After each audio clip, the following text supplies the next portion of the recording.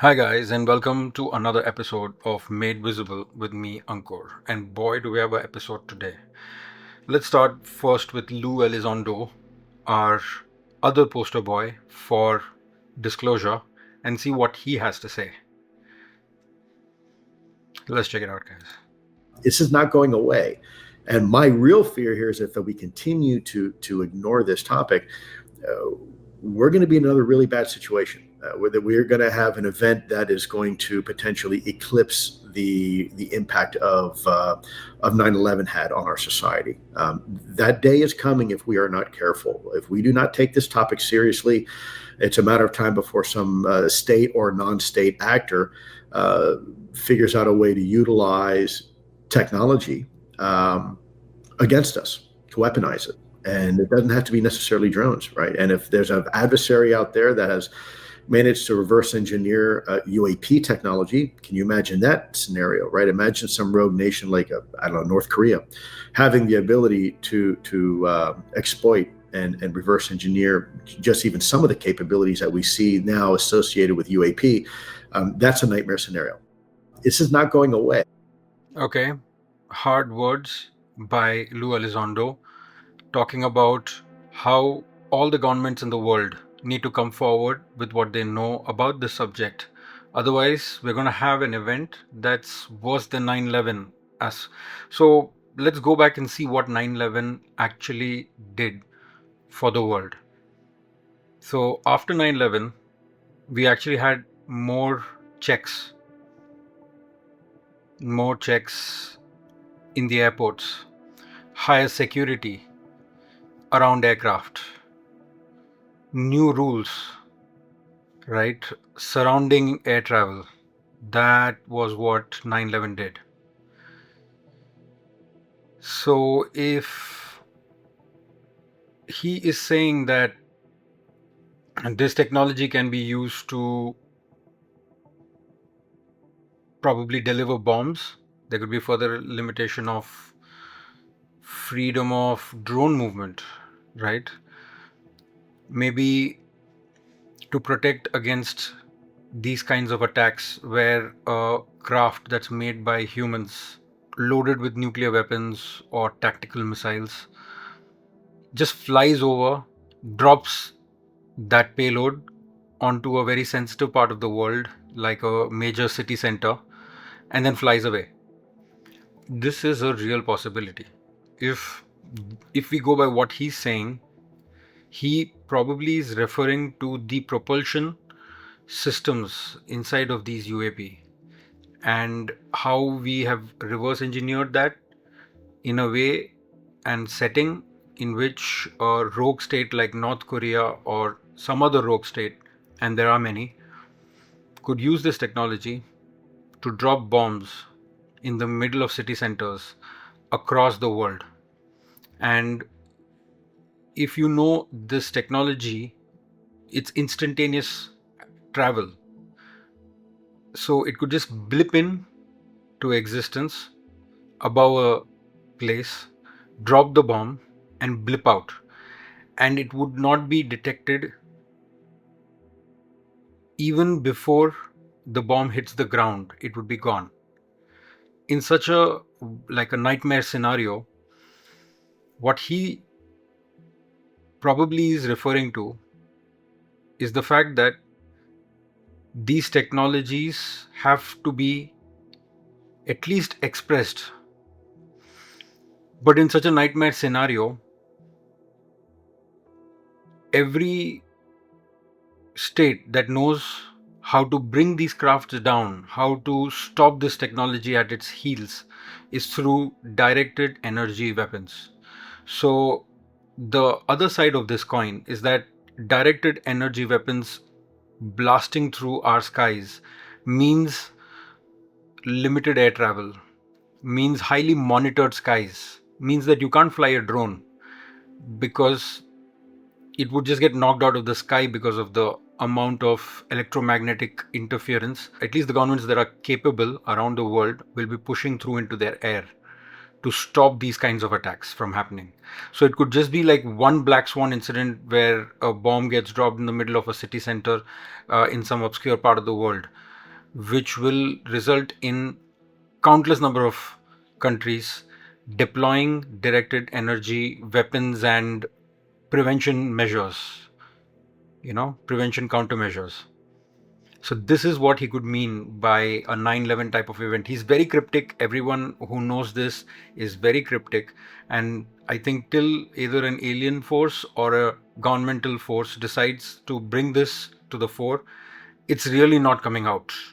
So till that time, all we can do is try and understand what we already know and how society and governments usually react. And on the basis of that, we can make some assumptions on what could be the possible outcome of not disclosing. That brings me to our moment of truth for this week, that over and over again, this week, it feels as though after the movie Disclosure Day, certain energy related to this subject, related to the phenomenon and the suppression of the facts, has lifted. Certain heaviness has gone, and people are more freely talking about it, like as if they've gotten a green pass now. And it's no longer theoretical in whatever sense. At least the language that's coming out of America is no longer theoretical. It's more preaching. It's got more to do with knowing what they're talking about and then talking about it. One of the first videos that we're going to watch is with Stephen Greer. Stephen Greer is a very famous personality, probably one of the first few peoples right around the time when Bob Lazar was starting to get famous in uh, circles around the world, UFO circles around the world. The Stephen Greer story started. He claims to have been touched by an ET, like contacted and met firsthand an ET who took him over on his craft, came back, and has never been the same since. He's never been the same because he now believes that there is this message that the human race needs to know. The message that we are all waiting for, and you're watching this podcast for. They all have wanted to come forward and help the human race. And Stephen Greer, till now, in his the way he has been talking, it's been more about educating people. He's trying to warn us, he's trying to educate us about something that might be still fictional in our minds. His language has changed drastically. His last video that we're going to watch now, just 4 days old, is a sea change because at this moment he has started to preach, which is a totally different tone. When you preach means it's already here, it's a fact. You better believe it's a fact. So when a newscaster speaks in the news, you are not really thinking it's fake, because of the certainty with which he comes forward or she comes forward with the facts. That's what's happening with the entire vocabulary of Stephen Greer. In fact, if you see, this thing is called a special global announcement. Announcement. No more discussion of, do you know there is this base? Do you know there are alien bodies? Do you know there is intelligence in touch with humanity? It's just like a special global announcement. Hey, I'm announcing this. Listen. Stephen Greer. I'm the founder of the Global Disclosure Project. My fellow Americans and all the citizens of the Earth, it has been confirmed that extraterrestrial civilizations of great technological advancement have been visiting the Earth for some time. While their presence likely dates from ancient times, the modern era since World War II has seen a large increase in sightings and interactions with these advanced life forms and their spacecraft. It must be emphasized that they pose no threat to humanity or the Earth, but instead are quite concerned about our own unchecked war-making capabilities and violence, combined with our early attempts at the exploration of space. Since the dawn of the nuclear era, these extraterrestrial civilizations have made concerted efforts to do reconnaissance. It's good to note at this point that Stephen Greer has always been about, hey, there are no bad aliens. Or at least if there are, they're not really around us. And that there are factions in all kinds of races. He's always been of that school of thought that the alien contact and the alien presence that's engaging with humanity is sublime but not negative, it's positive. So you need to know that. All known space and nuclear facilities. In some cases, these facilities have been penetrated by extraterrestrial craft and our nuclear missiles rendered inoperable. Such incursions are designed to warn us not to use these world-destroying nuclear weapons and are not acts of hostility in any way. They also appear concerned with the rapid decay of our biosphere and environment. Biosphere and environment and extinction of many species on Earth.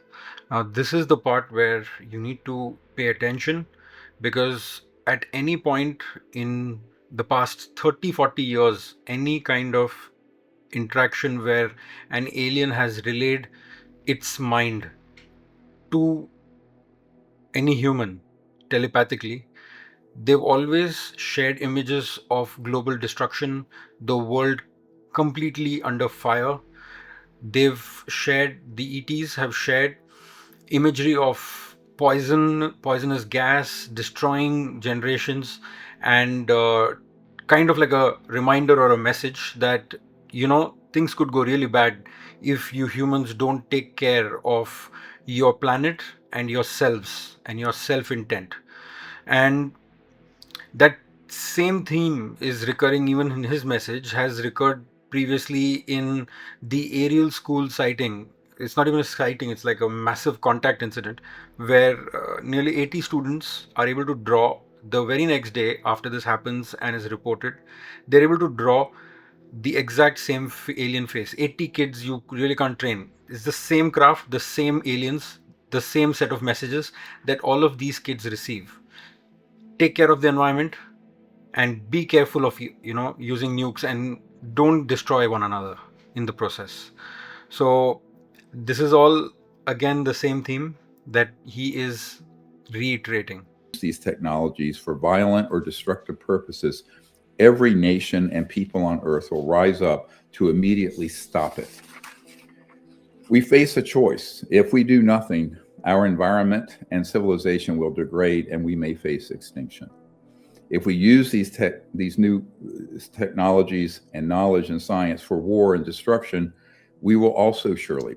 So he's coming to explain about the new technology that we may be told about, that may come forward, similar to what Lou Elizondo was talking about in the previous video, that there is some technology related to propulsion that can save the world, that can improve the standard of living, can give us a strong chance at growing as a civilization rather than becoming extinct. And that technology, it's up to us to use it for, like he says, a sustainable civilization on Earth, or killing ourselves. These technologies for violent or destructive purposes, every nation and people on earth will rise up to immediately stop it. We face a choice. If we do nothing, our environment and civilization will degrade and we may face extinction. If we use these new technologies and knowledge and science for war and destruction, we will also surely perish. But if we establish a world of peace and security, humanity can now advance as a civilization that is sustainable, just, and worthy of exploring the universe. This is the singular and greatest challenge of our time: to establish world peace and to create a new sustainable civilization on Earth. Once we have achieved this foundation of peace, prosperity, and justice, we have learned that these other worlds will welcome us into the cosmos with open arms and hearts. So, my fellow Right. So this becomes like the great filter.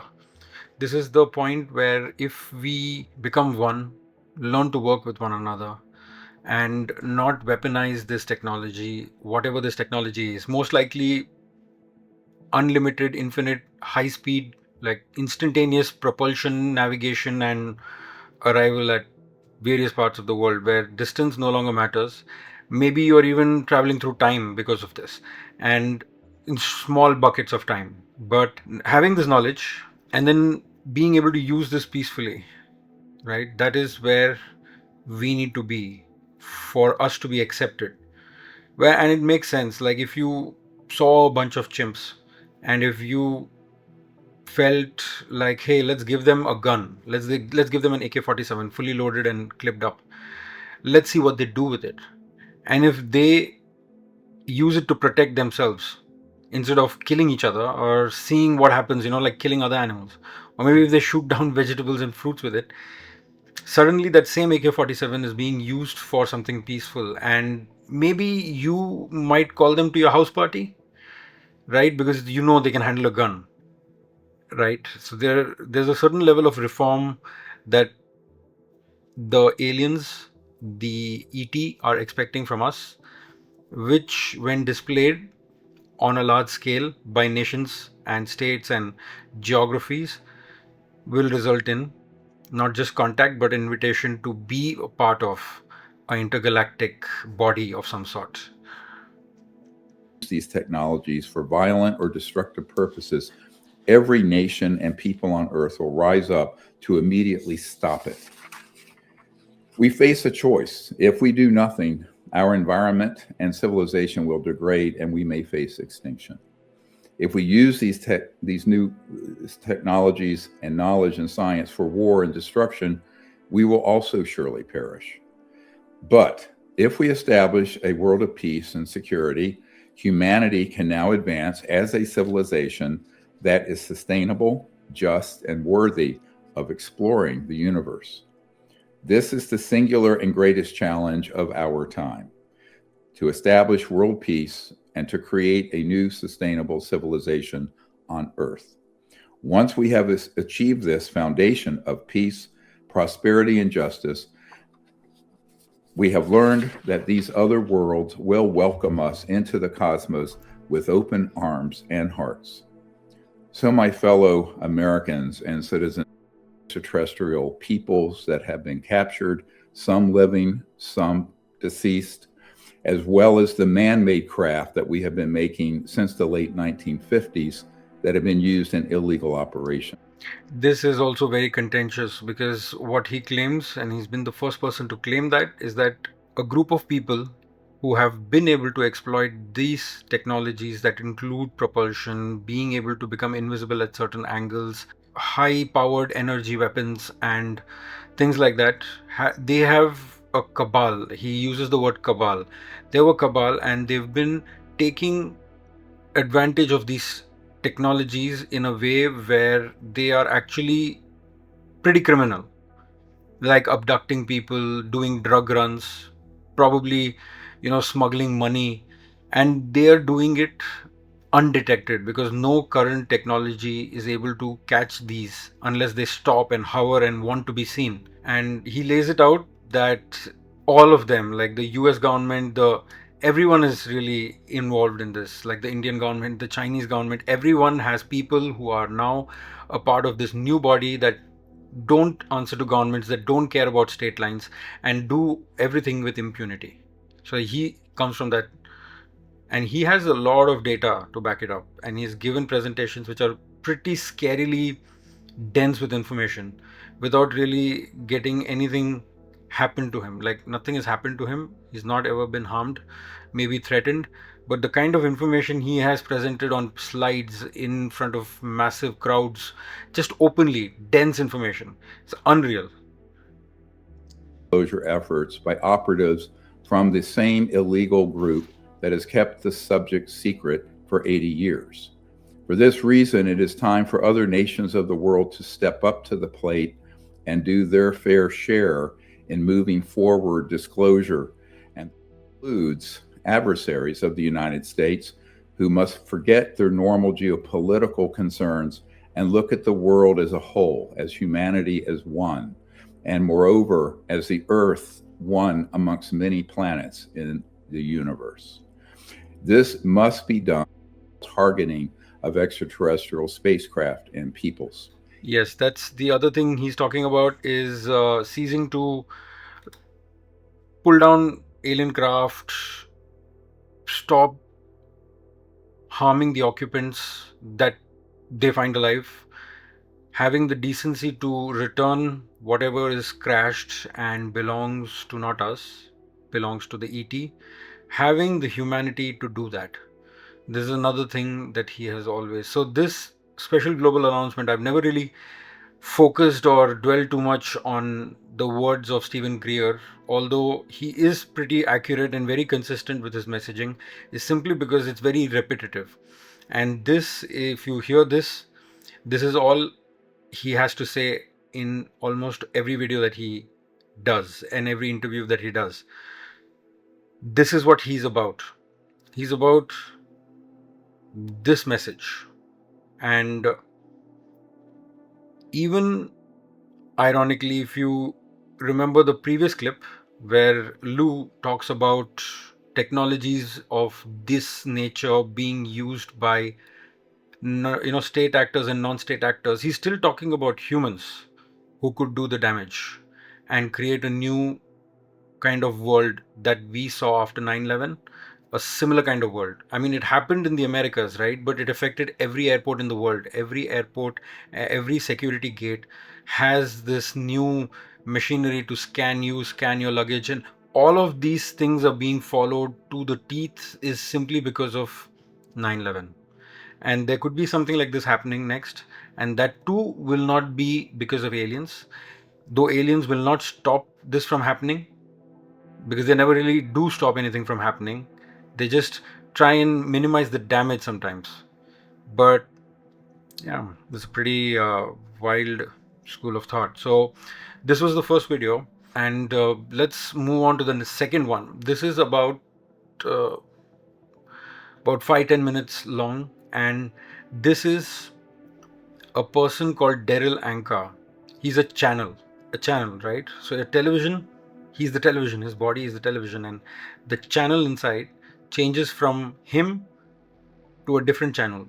And in his case, he's able to channel a couple of ETs from a very far away distant galaxy who answer questions. And yeah, I know this is like far out there, but the messaging is very consistent, and I've always seen consistent with what even more serious and real people are talking, very similar to that. So it was, I think, pretty much an obvious choice for us to hear what he has to say, 26 and 27 being the years of disclosure, where increasingly people will come forward in being ready, expressing readiness about learning about this subject, and that will also combine with the alien presence coming forward in trying to touch base and initiate open contact. So he's talking about open contact in the year 2027. So Standing is that we're talking about, see, what we're seeing now is the beginning of disclosure, where it's now taken relatively seriously as a subject, that people are, government, Congress is having sessions with whistleblowers, with military people for the first time, to allow them to tell people publicly what they've seen, what they've been involved in, without fear of losing their careers, without fear of being ridiculed. So just the fact that this is now being taken seriously is a huge sign that we're getting closer and closer to the idea of people releasing all the information that they have eventually about what's going on with UFOs and our involvement with ET. the way he's talking right now is not really the channel talking, it's just him talking. So this is still the person, himself talking. and so on and so forth. That's been going on for quite some time. Full disclosure would be the release of any and all information that isn't really considered a national security threat or anything, involving all of that. And eventually, I think it's the acceptance by the public based on new photographs of UFOs and things like that are clearer and clearer and clearer, ships being shown to us on purpose by ETs to allow us to take photographs more clearly, so that people can get used to the idea that this is real, this is happening, this is part of our reality now.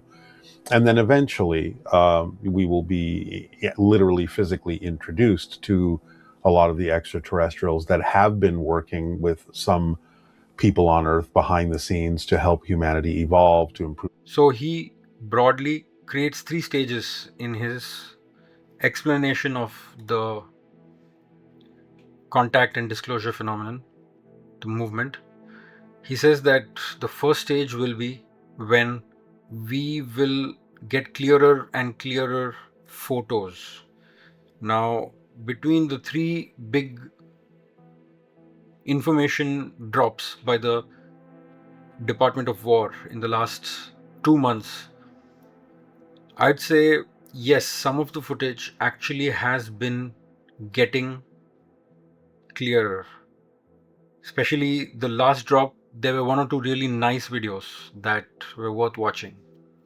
Still blah, just orbs and lights and really unintelligible stuff, but still clearer, right? And color. So he believes, or at least Bashar believes, and he channels Bashar, that stage 1 is the pictures will get clearer. Stage 2 is when ET crafts will allow themselves to be recorded and shared through our communication systems like social media and news channels, YouTube. So they'll hang around a little bit longer. They'll be apparent, they'll appear more often, and they'll make an effort to be seen, to be recorded. So this is stage 2.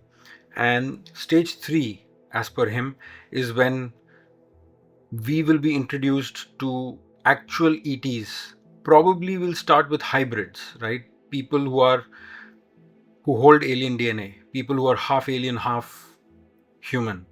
And because of their hybrid nature, they probably are incredibly smart, are able to get results on subjects that we are struggling with in science and physics. And that would be stage 3, where, hey, this person in this university, he's an alien hybrid.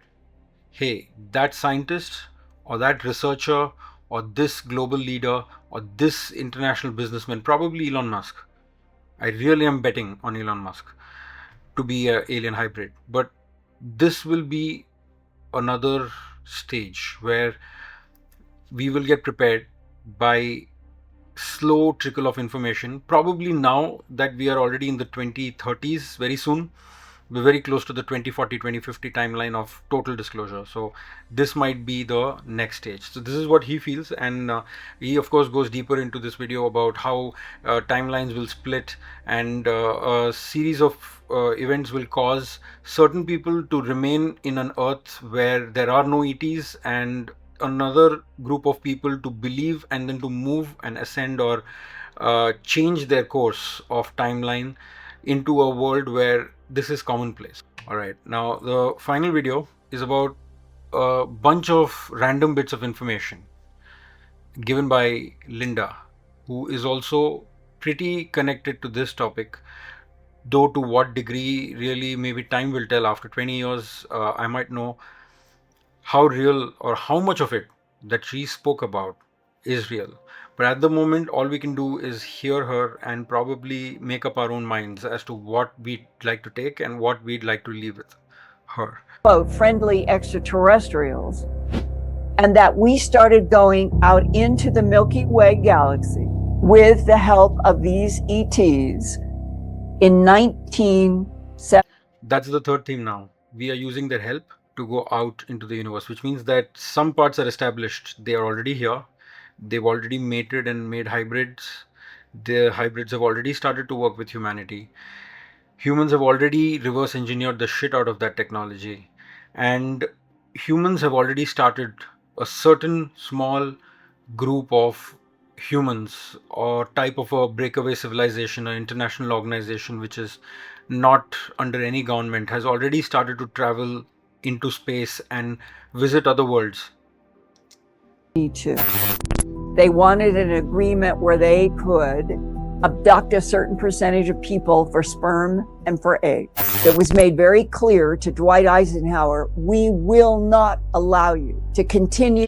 This is also another very contentious subject, because just like a breakaway civilization abducting humans from war zones and areas where there is a natural disaster occurring real time, and these crafts just fly in, abduct people and then take them like cargo, is what Stephen Greer calls it.